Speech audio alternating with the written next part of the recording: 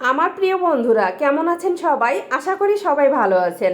তো আমার আজকের রেসিপিতে থাকছে টুনা মাছের দো পেঁয়াজা।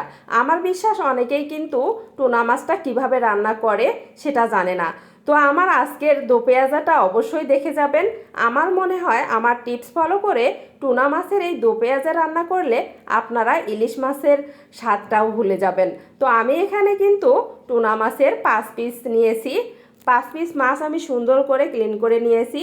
তো আমি এখানে নিয়ে নিচ্ছি যা যা মশলা, সেটা হচ্ছে জিরা 1 টেবিল চামচ, একটি ছোট রসুন, আর নিয়েছি 1 টুকরো আদা, 5-6টার মতো শুকনো মরিচ, এগুলো আমি পাটায় বেটে নেব।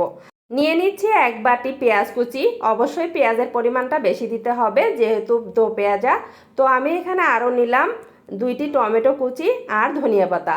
এখন আমি মশলাগুলো ম্যারিনেট করে নেব। তো এখানে আমি প্রথমে পেঁয়াজ কুচি, টমেটো কুচি আর 1 টেবিল চামচ দিয়ে দিলাম লবণ। এখন সুন্দর করে পেঁয়াজগুলো হাত দিয়ে কষলিয়ে জুস বের করে নিতে হবে। তার মধ্যে দিয়ে দিলাম 1 টেবিল চামচ হলুদ গুঁড়া আর বেটে রাখা মশলাগুলো। এখন সুন্দর করে মশলাপাতি মেখে নিয়ে এর মধ্যে মাছগুলো দিয়ে আমি কিন্তু ম্যারিনেট করে 5 মিনিটের মতো ঢেকে রেখে দেব। আর একটু লেবুর রসও দিয়ে দেব। 1 টুকরার মতো লেবুর রস এখানে দিয়ে দিলেই হচ্ছে। এখন মাছগুলোর সাথে মশলাগুলো সুন্দর করে মেখে নিচ্ছি। দেখতেই পাচ্ছেন কিভাবে মাখতেছি। এভাবে মেখে নিয়ে 5 মিনিটের মতো ঢেকে রেখে দিলে মাছগুলোর সাথে মশলাগুলো সুন্দরভাবে সেট হবে। তো এদিকে 5 মিনিট পর আমি কিন্তু আবারও চুলায় চলে আসলাম। এখন রান্না বান্না শুরু করব। তো বন্ধুরা ভিডিওটা শেষ পর্যন্ত দেখে যাবেন, অনেক ভালো লাগবে।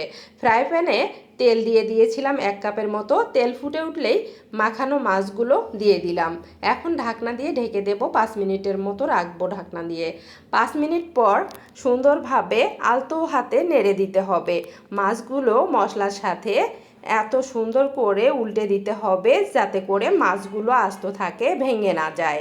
অবশ্যই আলতো হাতে এই কাজটা করবেন, নয়তো কিন্তু ভেঙে গেলে দেখতে খারাপ দেখা যাবে, কিন্তু টুনা মাছ আবার অনেক শক্ত।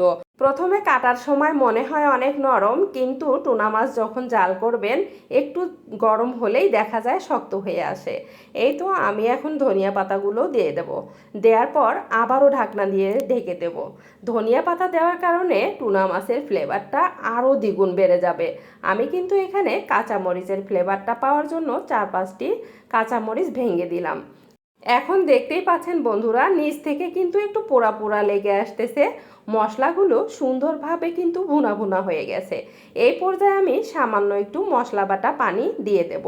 এই রান্নায় বেশি পানি দিতে যাবেন না, তাহলে কিন্তু দো পেঁয়াজার স্বাদটা পাবেন না।